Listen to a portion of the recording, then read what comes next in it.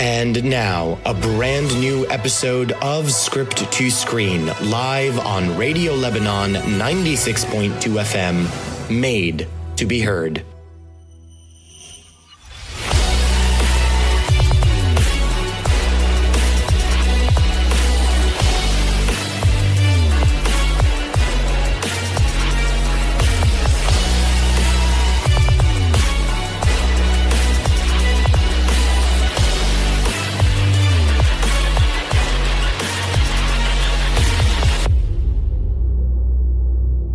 Hello and welcome to a brand new episode of Script to Screen here on Radio Lebanon 96.2 FM. I'm your host, Alan Mahana, and we have a very special spotlight episode today. Yes, we are back with another episode of Script to Screen Spotlight. And by we, I mean me and the solo to my Chewbacca had solo. Hello, that was very quick. Why are you speaking so quickly? Oh my God! I don't know. I'm just like I'm going through space, if you will. Oh. I'm time traveling. Ooh. I'm running around for 3 hours in a crop field. Ooh. This is a very prestigious day. It's a very prestigious day. A very, very prestigious day. We're talking about, we have a spotlight, I think for once, we have a spotlight that's focusing on two filmmakers. Yeah, yep. Absolutely. Kind of a showdown, if you will. Mm-hmm. And it's very exciting. It is, yeah. Because on the one hand, you've got one filmmaker that, in my opinion, seems to be, or to start, he's sort of starting to repeat himself in a lot of ways, thematically, if you will. And then on the other, you've got a filmmaker where if you go and watch one of his movies, you get a feeling afterwards, which we've coined on this show, which is essentially you leave the film feeling very Villeneuve. Yeah. If you will. I wonder who he is. Yeah, I know. I was trying to be very, very coy about the second filmmaker. So the two filmmakers are essentially Nolan and Denis Villeneuve. Denis Villeneuve, the fantastic Denis Villeneuve.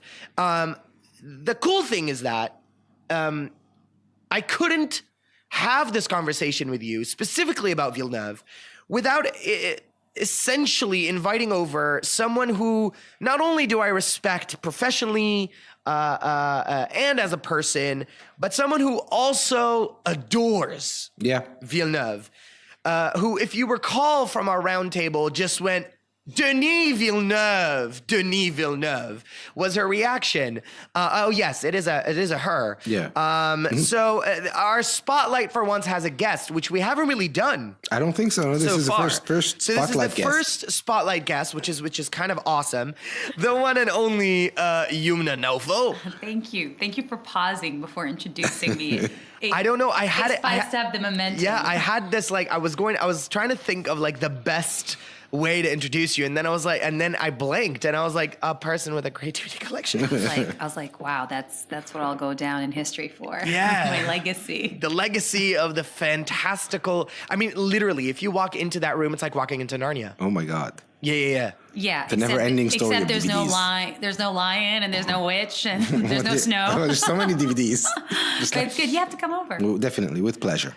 So we brought you here today because we know what a big Denis Villeneuve fan you are. You're such a big fan, you even coined the term Villeneuve on our show. Yeah. Yep. So we wanted to share our love of Villeneuve as well because we are both, Had and I are also huge Denis Villeneuve fans. Yes. I don't think he's released a film that I've hated, Yeah, honestly. Isn't that crazy? And you know, Unbelievable. it's insane. I think he is a filmmaker to watch. I'm excited for what we can expect of him. I think he's currently working on Dune. Yes. Which, I mean, that just, the goosebumps I get just thinking of Goosies. of what he could gift us with Dune is crazy. So where do we begin? Where do we begin? What was the first Villeneuve film that you saw? What was it? I'm trying the first one. Must have been, you know what? It must have been either Incendie or Prisoners. I can't remember. For you. Yeah. Okay. And I was blown away by both, although a lot of people did not like Incendie. I may have liked Prisoners a little more. Okay. But I just remember, you know, it wasn't until I started seeing a few of his movies and then I put it all together. And I think it was right after Sicario where I was like, who is this guy? Yeah. And it's so funny because when they announced they were going to remake Blade Runner, you know, not do a sequel. And Blade Runner is my all-time favorite science fiction movie. Yeah. I think it's a terrific movie. It was way ahead of its time. And I thought, okay, wow, who's going to do that? Because after Ridley Scott, the expectations are so high. Yeah, for and sure. I remember thinking, they're probably going to give it to Christopher Nolan, the whole space thing. And then they said Denis Villeneuve. It's so funny. When they announced that Denis Villeneuve was actually going to direct that, I knew there was no way that movie could be bad. It was like, it's horrible that he's kind of created this because he's done so many good movies back to back that you kind of expect it of him now. And if he does release a flop, it's going to be insane if he ever does. That's what I'm saying. Yeah. But what I like about him, and I've heard him speak in interviews, he's very composed. He's a fan of the movies. He's a storyteller. He's humble. I like him. Yeah. Maybe it's a Canadian trait. Maybe. Maybe. What about you? I'm not sure which is the first movie I saw, but the first movie that touched me, if you want, Villeneuve'd me, was probably Sicario. Okay. That was the first. I think I had seen Prisoners and I really liked it, but I never paid attention to who the director was. Yeah. And then Sicario came along, and I was like, wow. Okay. That is intense. That is such a good film, perfect storytelling, perfect directing. The whole fusion, the whole story was just, it made sense. And then, you know, bit by bit was movie by movie. And then we got to Blade Runner 2049, which I'll never forget. I watched in Vox, IMAX. I was alone. I was alone. I wasn't alone, but I watched it I was there. alone in the theater. Not alone, like there was nobody else in the entire theater. Well, when Dad and I watched it, it was like Dad and I, and then maybe one other group of people, but that was it. It was like literally, and we were like, it was oh my God. mind People need blowing. to go there, man, and be Villeneuve. Yeah. What is it literally. with you guys alone in the theater. I don't know. What time do you guys go? I think I went like in the afternoon, like 4, 5, All right, something like that would explain it, yeah. And unfortunately in Lebanon, I don't think people are very Villeneuve yet, and they should be. Yeah. They should watch I his don't think movie, they are, and they should be challenged, and you know, like think and use your brain, because it's not Johnny English. But that's what I like about him, is that he has kept it so far. He hasn't done the big commercial stuff and the big blockbuster stuff that other directors have done. He's kept it it's very refined and compelling movie making. And I think that's what I respect about him. His filmmaking is just, it's refined. I don't know how to explain. Arrival? Like I remember. That's where I was going, because that was when I got Villeneuve. Yeah. Okay. Arrival was the thing that did it for me, because You had arrived. it's just, I'm a big sci-fi fan. Like I love science fiction. I love fantasy films. Like I'm very genre oriented. Arrival just flipped sci-fi on its head. Yeah. He just took sci-fi and went, you know what? No. This is sci-fi, right? He gave sci-fi an intellect. Like, I'm not saying that sci-fi is dumb, but he just catered to the Intellectuals. He catered to It's another level. It just he was talking about communication. He was talking about language. He was talking about listening. He was talking about, family and love and sacrifice. And I'm sitting there going, what am I watching? Like, because I saw the trailer and I walked in probably expecting the same thing that other people walked in expecting, which was just another sci-fi flick, right? Oh, no. If there was a restaurant, Villeneuve would be a 3 Michelin star. Yeah. That's like, for me, I know it sounds crazy, but it's like you need to- you know need how to they say reserve for, refined? like- He's just refined. He elevates, storytelling. And his work to is so clean. That's it. That's what I'm It's telling so you. clean. Like his precision, his filmmaking, you know what? I remember a specific moment while watching Arrival where like my heartbeat was like, I could feel my heartbeat because it was loud. It made you claustrophobic. there were emotions there that, you know, and I remember thinking, oh my God, this is Villeneuve. Yeah. You know what? I remember thinking the same line that Amy Adams says in the movie at one point. That's one hell of an introduction. Yeah. That's what I felt after watching Arrival and going, okay, Denis Villeneuve, that's one hell of an introduction. You know what I mean? Like a way to introduce yourself to me in the best way possible. What did you think of the sequel to Blade Runner? Because there was a lot 2049? Yes. Oh, I loved it. Fantastic. And I've seen it. the I've critics seen it agree. like Fantastic. I've Because seen that's it an like over, 6 or 7 times. It's an over like, 2 hour. I think it's close to 3 hours. Oh, it hours. doesn't matter. I mean, that's what I'm telling you. If you're gonna do a movie of 3 hours, you better, you better do it well. I mean, there isn't a shot in. I mean, I know we've jumped to. You had something to say. Do you want to say it or did you forget?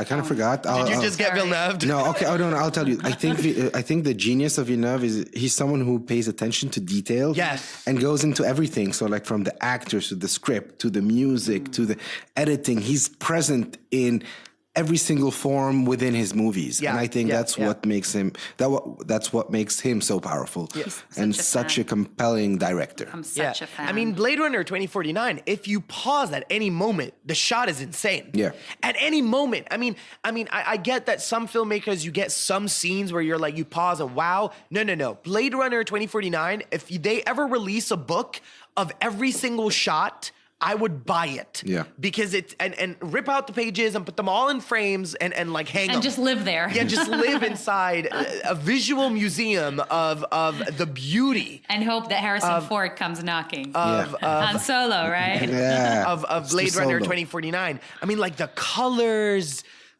he's so, you're right. He does pay attention to detail, and it's like from the smallest crack in the wall It's very to the clean. largest whatever. He's so clean. He's so precise. He's so clean. It's crazy. Yeah. It's. No, Villeneuve. he's, and I'm very sad that Blade Runner 2049 didn't perform well at the box office. But the critics loved it. They did, you but know. but I would have loved to see another sequel by Villeneuve with the same storytelling and the same For Blade depth. Runner? Yeah, because the movie ends with a cliffhanger. Yeah. and I would like to see what happens next, but if treated properly by Villeneuve and no one else. And yeah, it's sad to see that. I hope people- It's like if history repeats itself, though. The first one didn't do well Yeah. in the box office either. Yeah, that's what I was going to say. It But became then a cult then it became classic. a cult it became a cult favorite, right? And I think it's the same thing. But the critics, They adored it. they loved it, even though it didn't perform well. But then again, I mean, look at Transformers. So the panned by the critics performed well. So I mean, And then it got doesn't Oscar mean- nominations. It got box Oscar office is not nods. everything, but generally with his filmmaking, critics do agree, and it's very hard to find unanimity when it comes to a film and a filmmaker. Yeah. But with him, he's been so consistent. You're kind of freaked out because you're like, let's just hope he keeps that that Didn't lucky it also? streak. It not just got a nomination; it won, right? Oscar for cinematography. I think so. Arrival, I mean- Arrival was nominated for quite a few ones. Amy Adams was nominated, I believe. And it wasn't his only movie to be nominated. He's had other movies Yeah. nominated, I think. Which as I mean, well. again, like if you were, I mean, he's already establishing himself as a very, very, like a filmmaker of caliber, and of quality. I think he's there. I think he's there, and I think people who are astute and who are fans of movie making at its finest respect him and love him. I mean, he was one of the judges at the Cannes Film Festival this year. Yeah, that's true. Made our very own Nadine Labake get the jury prize. Yeah. So I mean, people he's going places. I think he's already there, but for people to know him more, he hasn't gone commercial yet. Maybe that's the big thing. Yeah, But I was gonna ask this question. It's like if there is a franchise out there right now, or maybe I don't know, not even a franchise, but just like I don't know, like a book or a book series or whatever, something that's out there in popular culture that you would like to see Denis Villeneuve kind of dip his little finger in, what would it be? I know where I would love to see him. I mean, he could do anything, can't he? He could do Personally. anything. But I mean, it'd be if he needs to go blockbustering.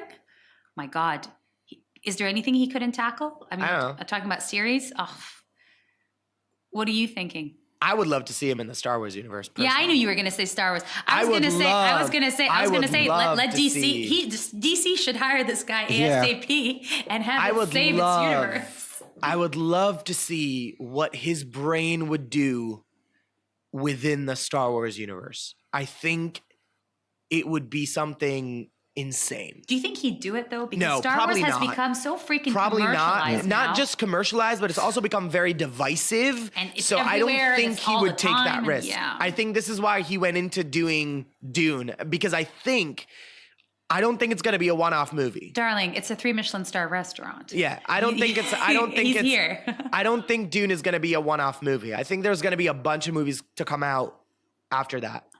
Yeah. So Yeah. It's not an issue. It's not a problem with Villeneuve. I love him, but he hasn't been able to convey to the masses. yeah, He's very niche to an extent. he is. And which is sad. So why is it sad? It's sad because not a lot of people are going to the movies to watch his movies and see how much of a genius he is. Yeah, but and you know what? Why not? I think if he tackled something not purely commercial, but a bit more commercial, and got more seats to watch him and to know him, and kept that level of movie making, I think that would be fantastic. But I Because think if he does that- he's not popular enough. Right. He's known within like us. We would know him. Right. But I'm sure like if we have a conversation with a lot of people and tell them Denis Villeneuve, they might not necessarily know who he is. Yeah, and but I'm that's talking what about I think. That's what I think Sicario was, though. The first Sicario was that little kind of in between sort of. But do you have to go commercial in order to be recognized? I mean, I think that's what kind of sets him apart. Why does he need to do? He's not a Spielberg. He's not a Lucas. You know, he's Denis Villeneuve. Oh, he's Denis Villeneuve. You know, he's not a Lucas. He's not a Spielberg. I was saying, and that's what kind of sets him apart. I like that he's niche. But more people should be aware of him. More people should know They will who in he their is. own time. They will in their own time, I guess. I don't know. Because here's the can't- thing. I think if he does We should start doing, a PR company for him. Yeah, if he start Go vote for Villeneuve. Watch Villeneuve. hashtag Villeneuve. Have you been Villeneuve? Yeah, exactly. T-shirts and stuff. Oh yeah, I can see the whole campaign. Yep. Make movies Villeneuve again. You know, Villeneuve is actually, if you translate It's a it from new town. In Newtown, it says new city, Newtown, Newtown. Yeah, he's a new guy. Here's what I think. I think if he starts doing those movies that are not completely commercial but not completely Villeneuve, Yeah. he will turn into the second filmmaker that we're going to be talking about today. Okay. No, I'm excited about Ooh. this. I think that's what will happen to Villeneuve if he does do that. I don't think so. If he plays with both ends of the spectrum, Which movie maker are you guys talking about? I wonder why so serious. Why so serious indeed? So yeah, we were listening to Hans Zimmer. We wanted to figure out if he had a German accent or an American accent. That's what you heard. This is basically what we did. Sorry, Alan, you couldn't be part of the excitement. It's all right. But we realized that Hans Zimmer, who you just played, has worked with both directors, Nolan And Villeneuve. And we were like, somebody needs to call Hans Zimmer and ask him who he prefers. And then Had did a great German I accent did the here. German accent again, yeah. So then he goes, I don't think he has a German accent. I'm like, let's YouTube the accent. So that was that. Sorry. It turns out Hans Zimmer is a cross between British and German accents. Yeah, he's got a really interesting accent. Very interesting. So we're back, and we are going to be tackling. It's about time now to talk about. I think a very divisive director. I think he has a very loyal fan base. That's for sure. A lot of people love his work. I love some of his work. Me too. And I'm very critical over a lot of his other work. Me too. And the director that we're talking about is the one and only Christopher Nolan. Yes. Director of the Dark Knight trilogy, Interstellar, Inception, Memento, Prestige, Insomnia, Dunkirk. And was that the latest one? Dunkirk? Yeah, the last one he did was Dunkirk. Dunkirk was the last one.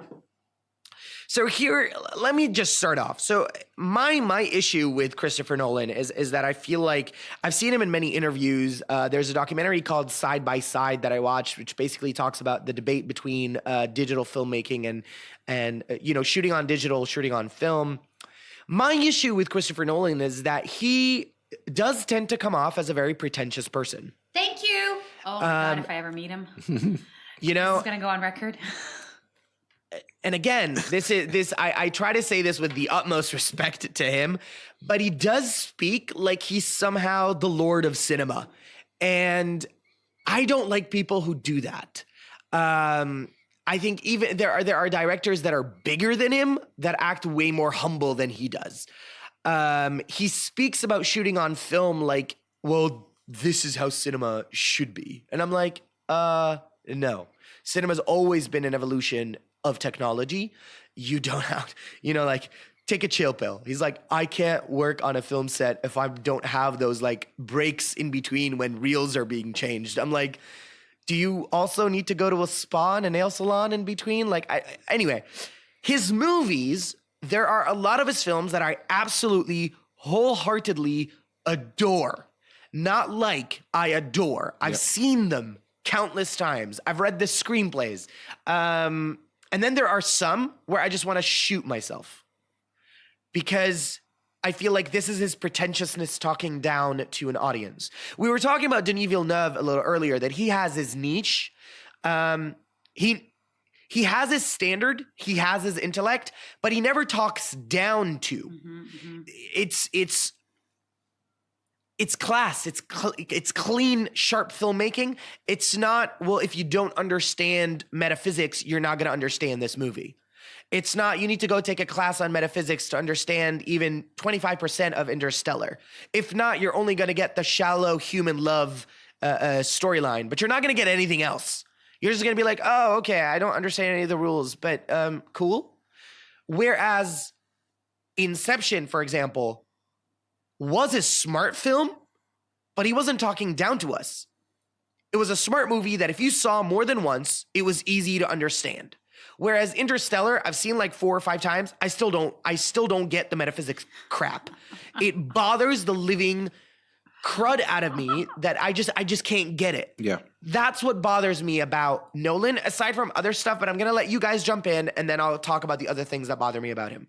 And then we'll talk about how much I love him. Okay, so I'm gonna be. Yeah. You're gonna be Switzerland here because you like Nolan. I like Nolan. Okay, I so like the majority. Like him, the majority I sort of of like him, and Youmna is just like not a big fan. Youmna's not a huge fan, I guess. I mean, I just agree with every word Alan said. Yeah. But we were talking about this just before we went on air, and if you look at Nolan and if you look at Villeneuve, I think anything Nolan did pre-Interstellar wasn't pretentious and wasn't all these things you said. And from Interstellar on, you have just Interstellar and Dunkirk, which are 2 movies. So I think we're judging way too much, and we have to see what Nolan is going to do next. And he has much more material than Villeneuve does. True. Who knows what Villeneuve will do in 15, 17, 20 years. True, very true. I don't know. Yeah. I love his earlier works, definitely Memento, Insomnia. They were fascinating movies to me. He was fresh. He was original. He came at a time where the industry was a bit kind of boring. Dull, yeah. Exactly. So he brought something new to the table. What he did with Batman, that whole trilogy just elevated. See, that for me, this is one of the works that I absolutely adore, and I would be stupid if I said that He the brought Dark Knight trilogy realism was not good. to a superhero. He brought the right amount of darkness. He gave us Ledger. He gave us Bale. He gave us Michael Caine. He gave us these iconic Batman characters. And okay, I can understand, again, things going downwards after, what's it called? Interstellar. Dunkirk was, to me, technically interesting, but the story was okay. There was a story? Something was about there a story? Something about airplanes and And boats and land. No, okay. So I have a very funny. Sorry, a little detour, but I have a very funny Dunkirk story. So at the screening, we were watching Dunkirk, because I would like to say that I at least understand Nolan's style and I understand Nolan's love for playing with time, right? So the movie ends, and in the row in front of me, this guy stands up and goes, "You know that guy at the end in the plane? He's that other kid's father. Nobody's gonna get it." And I'm sitting there going, No, you moron. No, he's not his father. All three things are happening at the same time. It's just Nolan, you and your like over convoluted like time management crap. Man. Okay, Youmna, you talk now. Yeah, we want to hear you. I mean, the thing is, I agree with the both of you in the sense that I remember thinking, Memento, he saved Batman. There was such a, man, growing up, we were watching those Batman movies and they kept getting worse and worse, you know? Yeah. And then he comes and it's like, what is this? Yeah. For me, what he did with the Dark Knight trilogy beats any Marvel movie. I know it's crazy to say that. No, I mean, Marvel's done a terrific job. We all know it. But you know, he elevated DC, just like you said, Had. He elevated DC. He made Batman relevant. And he made Batman a real hero, not like, ha, he, you know. No, like, this guy comes from a dark place, and look at the story. And I felt, it was such a pleasure to be there. But I can't understand how he's capable of doing that. And then during Interstellar and Dunkirk, and I know some critics would rip me to shreds for saying this, but I think I wanted to leave the movie theater. Like, I was just like Interstellar, I was like, oh, come on, 3 hours for this. And then Dunkirk, I was just like, okay, we need to take notes because I don't know when is who and what is. It was just, it got messy. It was messy. And I understand what he was trying to do. And I applaud him for it. You know, it's the first time you watch a movie where you don't see the enemy. It was unbelievable. He was filming you never see your enemy. So it was kind of like, wow, look at this war movie, how differently it's shot. Yeah. But it's pretentious filmmaking. So I agree with you on that. And it has nothing to do with me hearing him talk. I see it in the filmmaking because it's like he's so overconfident that everybody's going to get it, or everybody should get it. And then you're like, No, Nolan, absolutely. No, because, you know, and even though Denis Villeneuve is refined and it's niche, you never feel like it's pretentious. And that's why he's so good. Yeah, because it's elegant and refined filmmaking, but it's not pretentious. Nolan, it's like, look at what I can do. Look at what I can do. Y'all but it's didn't recent. Think about that. To me, it's recent with Nolan. It wasn't early Nolan. This is what I feel. Earlier Nolan was not. But nobody's going to take it away from him that he's a terrific filmmaker. He set himself apart. Again. I respect his work. It's just, you know, this is why we have this show. And this is why we, you know, the spotlight episodes. Nolan's first film, which was essentially Memento, right? This was a very look at me, look at what I can do. And if it wasn't that, I don't think it would have been as critically acclaimed as it was. This was Nolan going, hey, you know what? Narrative storytelling, take that. I'm going to tell a story backwards. And this was a very show-offy move to do. It's innovative, it's smart, it's brilliant, but it is show-offy. I don't agree with the show-offy part. But with that, no. He was trying to do something different. Why is... Maybe because you have that image of him in that interview in your head, and you see him as doing that pretentiously. I'm not saying that it was pretentious. I'm saying that it was him trying to show off his guns. He's just twisting things around, and why not? It's not a bad thing. I'm not saying it's a bad thing, but I'm saying that's kind of how he got the Nolan ball started rolling. Okay. Then you get films like The Prestige, which is essentially his commentary on cinema, which is brilliant. Okay, this movie is just genius. Probably my favorite of his. And it came out along the same time as The Illusionist, and it ate up The Illusionist. Yeah, true. Because this movie was Who remembers The Illusionist? It's just boom. It's so good. Hugh Jackman, Christian Bale at their finest, I think. The whole movie is great. Yeah. Then you had Insomnia, which was also... But look at all of these movies, and it's kind of bringing me to the point that I wanted to bring up. Look at all of these movies, and so you've got Memento, you've got what was it? Was it Insomnia afterwards? I think so. Yeah, Memento, Insomnia, Batman Begins, The Prestige, The Dark Knight Rises, Inception, The Dark Knight Rises, Interstellar, Dunkirk. Absolutely. You look at all these movies, okay? I look at them and I go, Memento, okay, time. Insomnia, time. Prestige, timing. Batman Begins, sort of about time, not really. No. And then you had, what was it? The Dark Knight, Inception. Inception, all about time. The Dark Knight Rises. The Dark Knight Rises. A Matter of Time. Interstellar, all about time. And then Dunkirk, convoluted time.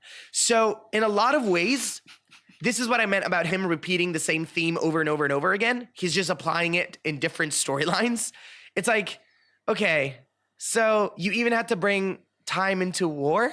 Like, can't you just think of something else to do? Like, Dunkirk was literally Inception in war. Like, that's what it was. Time in space, time on land, time on what you gotta.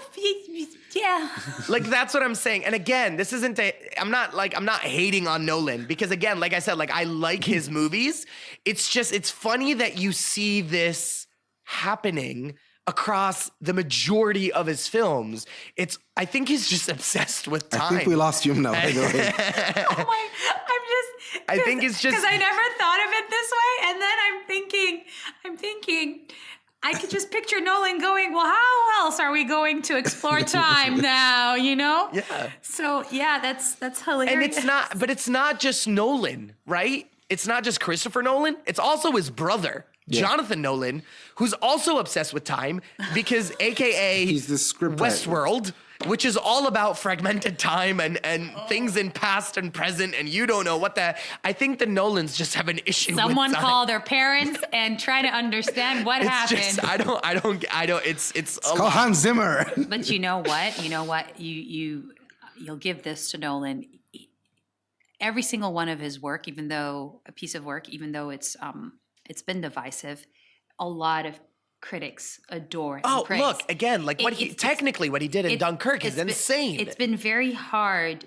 You'll always find somebody. He really established a fan base that is obsessed with him. I mean, I remember my husband, who's also a big movie fan, after Dunkirk had come out and we were getting close to the Oscar season last year, when we were reading the predictions, every single movie magazine or movie database or internet website or whatnot had Dunkirk as the best picture, right? In the first spot, if not the first, in the top 3. Yeah. And I remember he was like, Dunkirk's gonna win. And I'm like, no way. This was before like all the other ones came out.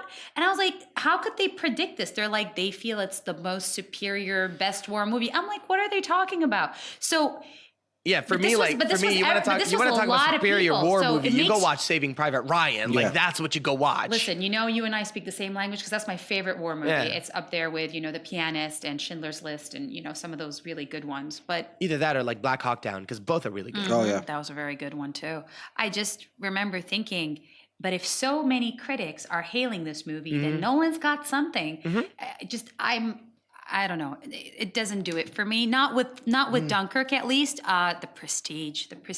You know what? That's as good as the Dark Knight trilogy to me. Yeah, of course. It's one of my favorites. I watch it like every 2 years. I love it.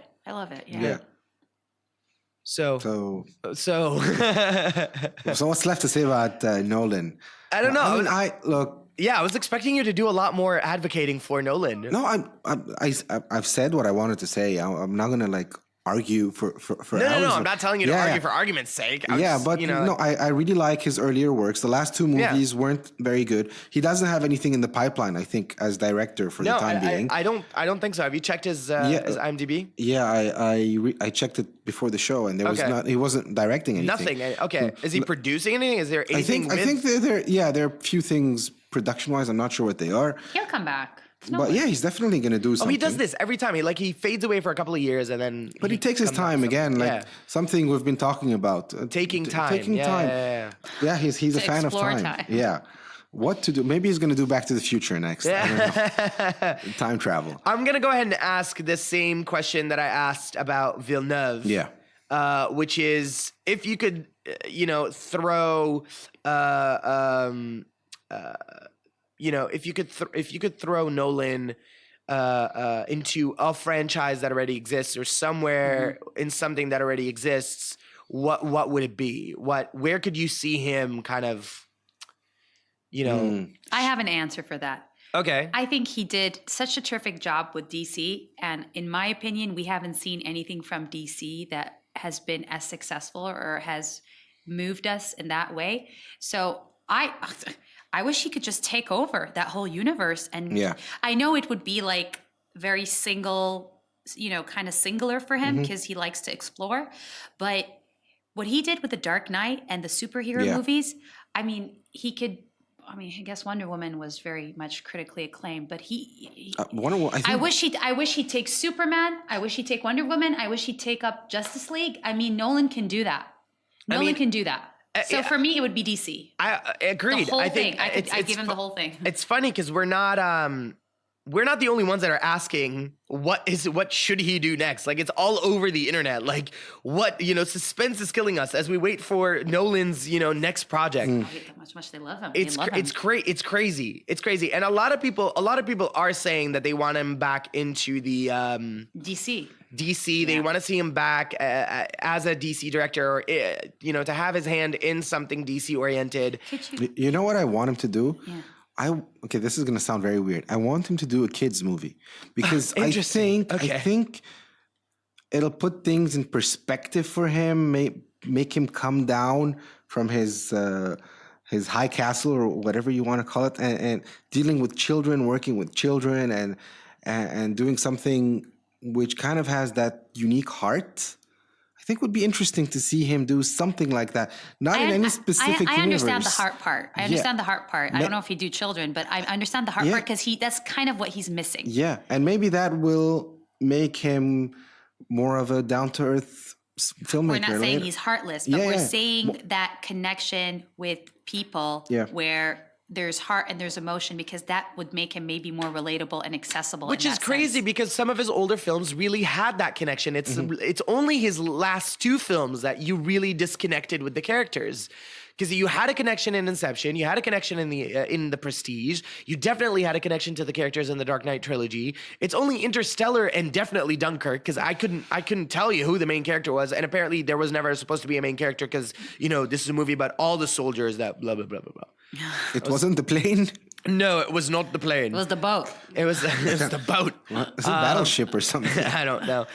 For me, I think a while back there was a big rumor circling that Nolan was being talked about to helm a James Bond film. And there were a lot of rumors around that. I would be interested to see what he does with that. Yes. I can actually see that. Because I think that is another franchise where he can't do time. Or if he does do time, it could be very interesting. Do time as in jail? No. I meant like if he includes time elements or narrative narrative tricks in relation to time. If he does do that in a James Bond film, it could offer up a very interesting entry in the spy espionage Bond world. So I think that's where I would like to see him. Because if he can do to James Bond what he did to Batman, who child?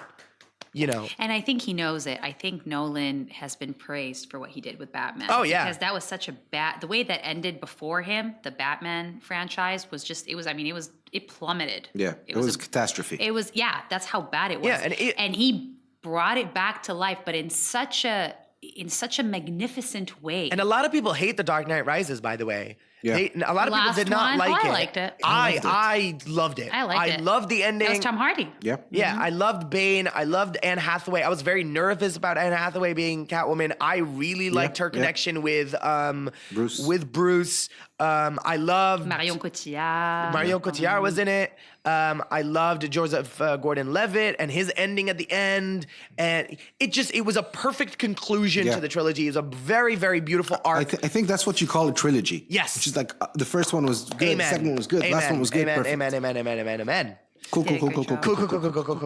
No doubt. I mean, you guys, you can't forget. I mean, he did very well, but I know he gets praised a lot for the second installment of that series, which is The Dark Knight. The Dark Knight. But I remember being in the States when it came out, and yes, it's a terrific movie, but Heath Ledger's demise really propelled that to other. Yeah, for it's sure. Unbelievable. It's unbelievable because I don't know how it escalated it to another level, and.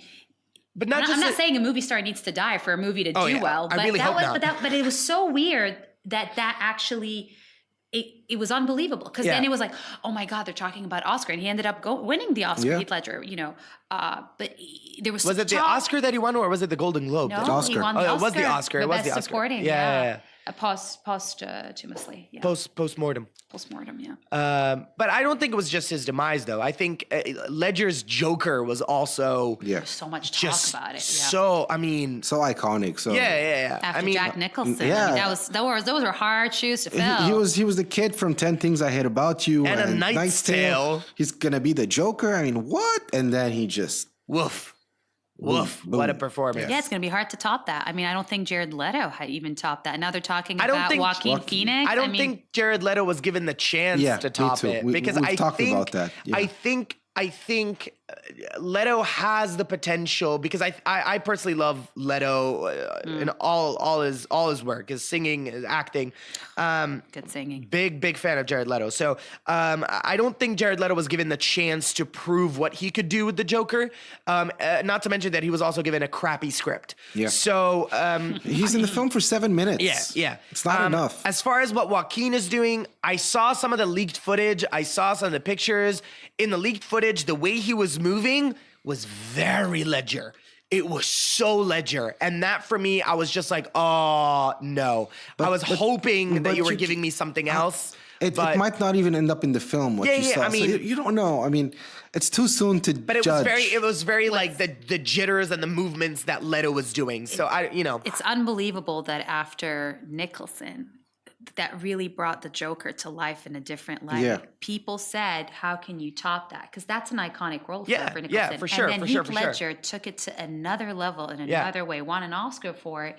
And I think that's why, I mean, listen, I gotta say, Nolan terrific, Villeneuve even more terrific. Fair enough. Youmna does have to get going. She has a big meeting she has to get Gentlemen, to. thank you so much thank for you having for me. joining You us. are my favorite podcasters. Aw, and everybody, thank you. no, I'm not saying it because I'm on air. I'm saying it because it's true. Thank and you.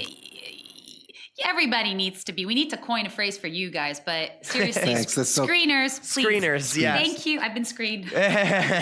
Hi, I'm all alone now. I'm not happy. I was with such a lovely lady. And Yeah, now- she's awesome. Nah, We she's love super her cool. so much. She's been such a great support for the show. Absolutely. She's great. She's great. And I love her input. This is Yeah. what I love. I love how well spoken she is, how It's so nice to have a conversation with her. yeah, honestly. absolutely. Can't wait to have her back on the show. Yeah, for sure. I have a feeling she'll be one of our recurring Guests. guests. Yeah, exactly.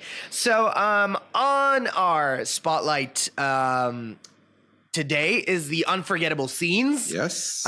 Which I'm guessing we're gonna choose something from Arrival or Villeneuve. So I know or- which one Yeah. you're choosing from. Basically, we're gonna be choosing from Villeneuve or Nolan. Go ahead. All right. So I'm gonna go for The Dark Knight, Okay.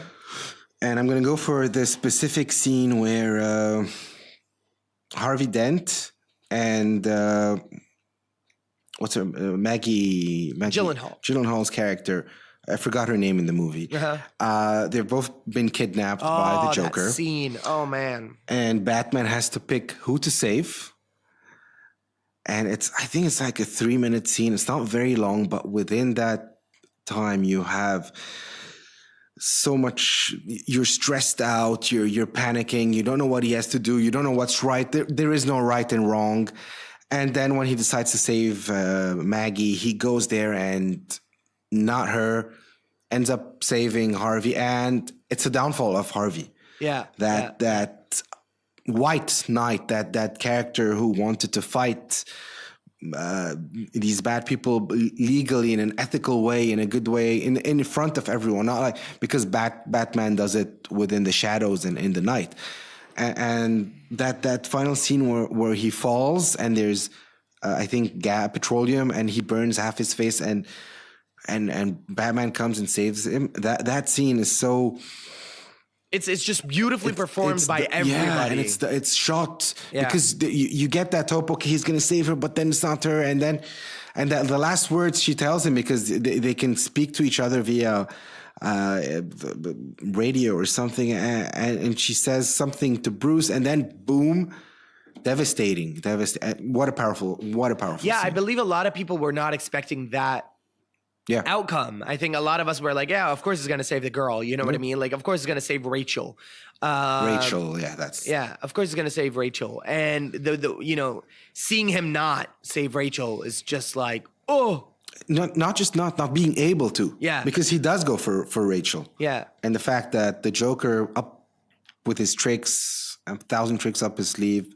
It's just it was interesting to put a hero in this kind of dilemma and do it so powerfully. Exactly. Do it so powerfully. So for me, I'm gonna cheat a little because it's not necessarily the scene. It's a scene, but it is the final sequence of Arrival. Arrival. that final sequence where everything kind of comes together. Sorry. As Had chokes to no Small cough, that's all. It is that final sequence where everything comes together and everything is kind of explained and you get this like massive revelation of what is actually happening in the film. I think for me that with the music and the performances and the realization that Amy Adams has, I mean, this is a massive spoiler, but the realization that Amy Adams has that the daughter that she's going to bear is actually going to have to be sacrificed so that everybody else can survive. And then she decides to have the baby anyway. Like this whole sequence at the end is just, it's so magnificent, so heartbreaking, so powerful because it's so layered. Like, you get to see a mother's love, a mother's determination, understanding, sacrifice, love. I mean, it's all of these emotions, all of them packed together in one punch, one beautifully executed sequence with a fantastic score at the end. It's a great moment. I had goosebumps watching that sequence. I believe I even shed a tear at that moment. I was just like, this is pure genius, pure joy. Yeah, so essentially that's absolutely. It's a beautiful scene and a beautiful film. It's a great film. With such also, a great film. Look, I love being surprised by a film. And, yes. And Arrival does it on many levels. The whole communication thing, as you said before, the twist, and it does play with time too. Yeah, a bit. yeah. So he stole one from. But not as complex. I know. Not as complex as. But yeah, definitely a very interesting film. I think more people. I want more people to watch Villeneuve films. That's why I was talking about him tackling a bit more commercial kind of films, because he deserves to be seen, to be known, to be more heard of, not just by critics, not just by people who love cinema, but moviegoers who appreciate watching films casually. Agreed. So yeah, that's it. Yeah, really. So on that note, we're going to end today's episode of Script to Screen Spotlight. You can follow us at Alan Mahana and had.solo. Those are Instagram accounts. You can also check us out on our website, www.scripttoscreenpod.com. You can also listen to us on Rami, Spotify, Podchasers, Podbean, Apple YouTube. Podcast. So all of those, make sure you go to the cinema. Make sure you continue this beautiful conversation without toxicity, non-toxic conversation about film and television. Make sure you join us tomorrow for a brand new episode of Script to Screen News Hour. We are out of here. Thank you for tuning in. See you next time.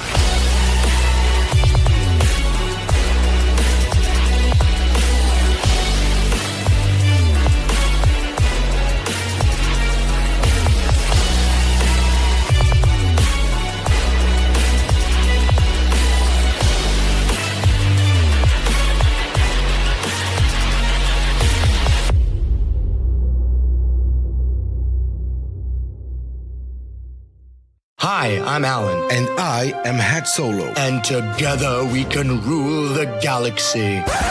That might take too much time. Let's talk about films and TV instead. That makes sense. Join us at 3 p.m. every Friday for Script to Screen Spotlight and Saturday for the Script to Screen News Hour. We'll be discussing all the latest news from the film and TV industry. And we'll also enchant you with some of the greatest songs and soundtracks out there. Script to Screen, only on Radio Lebanon 96.2 FM, made to be heard.